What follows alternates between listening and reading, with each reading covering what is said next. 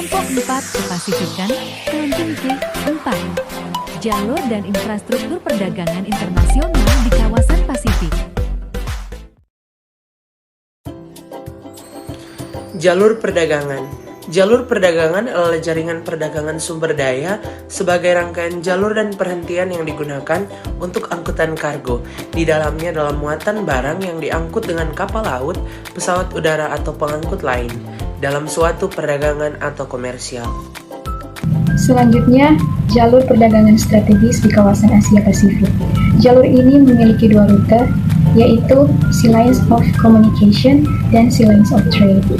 Yang pertama, Sea Lines of Communication atau jalur komunikasi laut, merupakan kawasan wilayah dengan aktivitas marketing yang paling sibuk di dunia dengan melalui jalur kelautan yang strategis. Yang kedua, Sea Lines of Trade atau jalur perdagangan laut, merupakan kawasan dengan nilai perdagangan yang mengalami peningkatan yang cukup penting atau berpengaruh, dan hal tersebut tidak terlepas dari faktor aktivitas perdagangan yang berbasis konektivitas maritim. Jalur transportasi perdagangan internasional di Indonesia terdiri dari 5 jalur. Yang pertama, alur-alur kepulauan Indonesia atau yang disebut dengan ALKI adalah aru laut yang ditetapkan sebagai aru untuk pelaksanaan lintas hak kepulauan berdasarkan Konvensi Hukum Laut Internasional. Yang kedua, Indonesia terletak pada posisi silang di antara benua Asia dan Australia, serta di antara Samudra Pasifik dan Samudra Hindia. Lokasi ini menguntungkan karena menjadi inti jalur perdagangan dunia. Yang ketiga, jalur laut adalah jalur yang paling efisien untuk mengangkut barang yang berjumlah besar.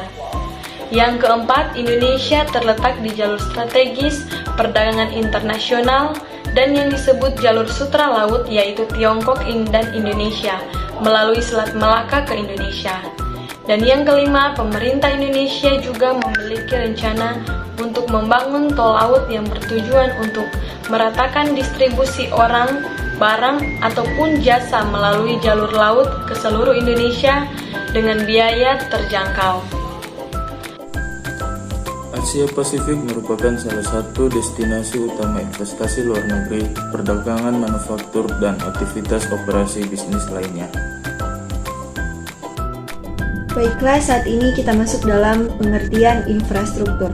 Infrastruktur disebut juga dengan prasarana, yaitu segala sesuatu yang merupakan penunjang utama terselenggaranya suatu proses atau sebagai layanan dan fasilitas yang diperlukan agar perekonomian dapat berjalan dengan baik.